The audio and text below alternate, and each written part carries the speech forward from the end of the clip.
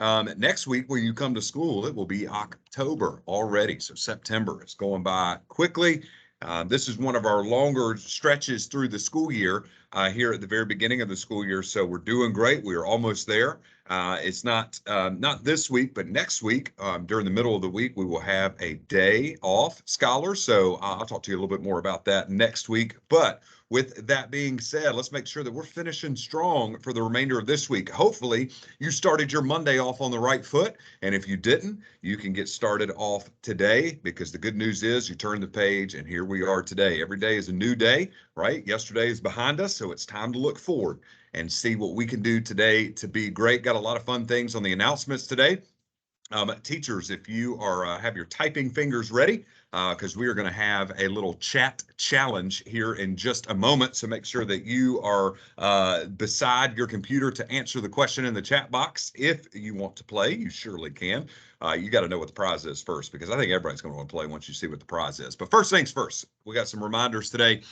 Make sure our cell phones are put up. Scholars are doing great with that. Continue to do that. Picture forms went home yesterday in your Monday folders. Please make sure that you are turning those back in when you need to. If you need an additional form, please visit the front office, as we will have some additional ones of those. Picture day is October 7th. Not the 6th, not the 8th, not the 12th, October 7th, right? And also, we want to make sure that we are showing kindness daily, right? That is a good thing to do. Here's one way that you can show kindness daily: by following the Fairview 5. Number 1, actively listening to the speaker. Number 2, keeping your hands and feet to yourself.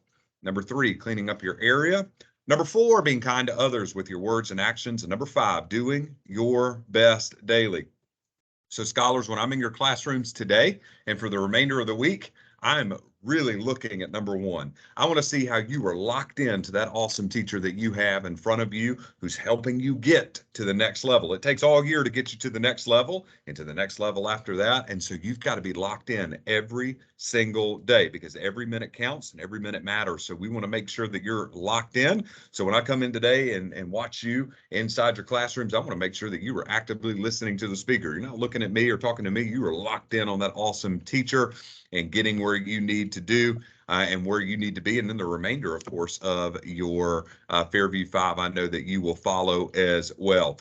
All right, so Class Dojo points. Remember, our goal is 100, so make sure that you are getting 100 points for our next Class Dojo store that will be in the next 2.5 weeks. So it's coming around quickly, so you want to make sure that you are doing so. So here in just a moment, I'm going to flash a question up on the screen, and hopefully you can see it this morning in my smaller box, but it's disappearing on me. Well, you can just believe me, I promise. So I have a pencil dispenser here, and I think at the very bottom you can see, watch this. Oh, there's a pencil. Some call this a pencil dispenser. I think that's what they call it. Never mind. So I was going to come up with something clever, but that's what it said. It says pencils on the front, but this thing is stocked full of pencils. It's got a lot in there, already sharpened too. That is when I was a teacher, one of my favorite things, right? A sharpened pencil. So I've got 2 of these things fully sharpened, ready to go to the classrooms. They can answer the following questions in the chat box, right? So we're celebrating Hispanic Heritage Month this month in the Eagle's Nest. So I've got 2 pretty tough questions, but we are going for the first correct answer in the chat box. And let's see what we've got today. What is the world's largest river, and what continent is it located in? So or located on, I should say. So this is a 2-parter. So you got to get both parts of the question correctly in the chat box, right? Oh, Amazon and Africa. I think, Amazon and South America. All right. So we're going to stop it right there, because Miss Self got it correct as well. But it looks like Miss Esser's class nailed it on the 2-part. So the answer is Amazon River is the largest river, right? And then South America is the continent that it is on. So there's a picture of it right there. Amazon River runs through there, right up above Brazil, near Peru and Colombia. That is on the continent of South America. Congratulations, Miss Esser. You are going to win a pencil dispenser. But I've got another one. All right, so here we go. So the next question for you, for another pencil dispenser full of pencils still, and fully sharpened pencils, I must say. Let's see what our second question is today. It is, which U.S. state has the largest Spanish-speaking population? Oh, I'm excited about this. I'm excited about this. Oh, Mr. Null. Mr. Newell came in there, Miss Winley and Miss Lawson, with great guesses. That was actually my guess. My guess would have been Texas, but the correct answer is California. So Miss C, you got it correct as well, but Mr. Newell snuck in with California.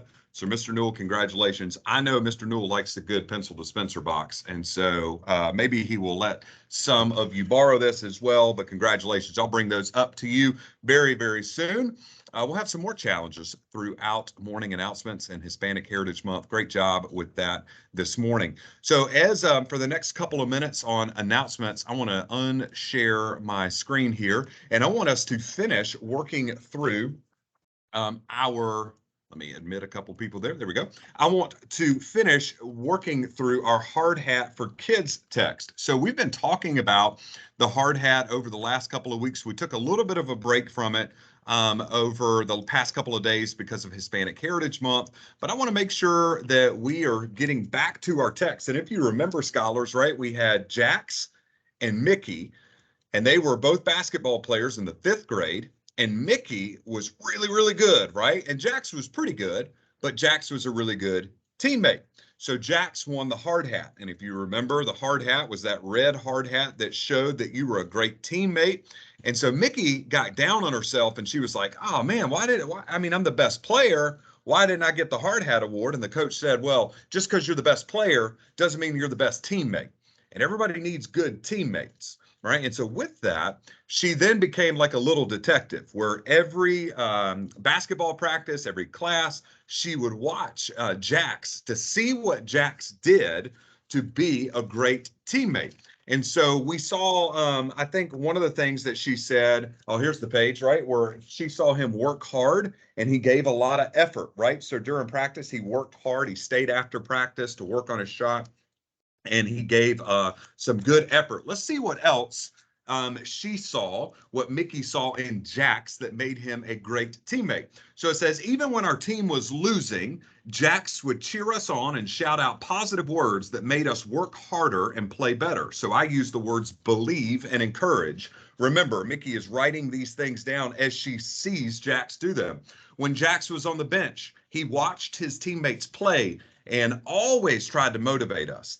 He made us believe we could win. So I use the words motivate and optimism, right? So there's a picture of Jax. Even when their team was losing, he's still cheering on the bench and even over on the side, staying optimist. I love that word optimism, right? That you're still believing that good things are going to happen. After every game, Jax would shake the referee's hand and say, thank you. He also thanked Coach Viola after every game in practice and always stayed after to help clean up in the locker room. So I used the word respect to describe Jax. He huddled us up before every game and always shared positive energy. He never walked by a teammate without a smile and a high five. And he was the first to jump off the bench with excitement when one of his teammates did something great on the court. So I used the words energy and enthusiasm.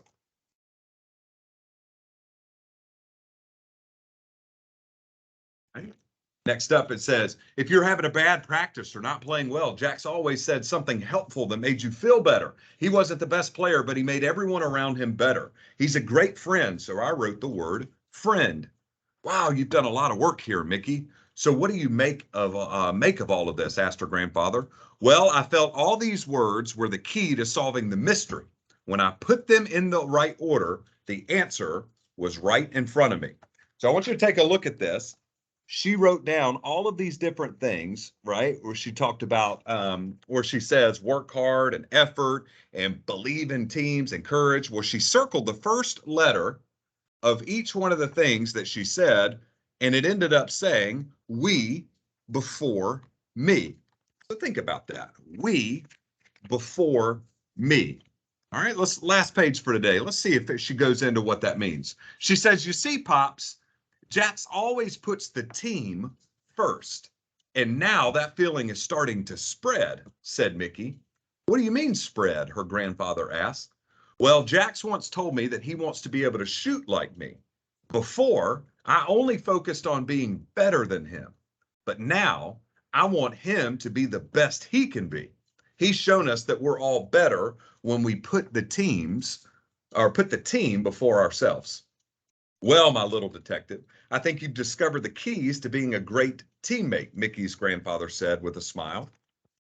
And so we'll pick back up there tomorrow to begin seeing, as we end up our story, how this newfound thought process of Mickey, how that's going to begin changing the way that she does things. And as we finish up the story, we'll also begin talking a little bit about the characters and how they, what kind of themes they had, what kind of inferences we can make, some of the same stuff that you talk about in classes all the time throughout the day. But I'm excited for us to finish this out because now we know we before me. So Mickey's going to teach us a little bit more about what that means and what that looks like. And I'm going to give you a couple of real world examples too throughout the rest of the week and into next week as we continue our study on the hard hat and being the best teammates that we can be here in the Eagle's Nest. And as we close out today, hey, good is good, great is great, but elite is elite. Right? Being elite means you're a great teammate. So as we're learning how to be a great teammate and a great scholar, part of being a great scholar is helping those around me and being nice to those around me and doing everything I can to be the best scholar I can be.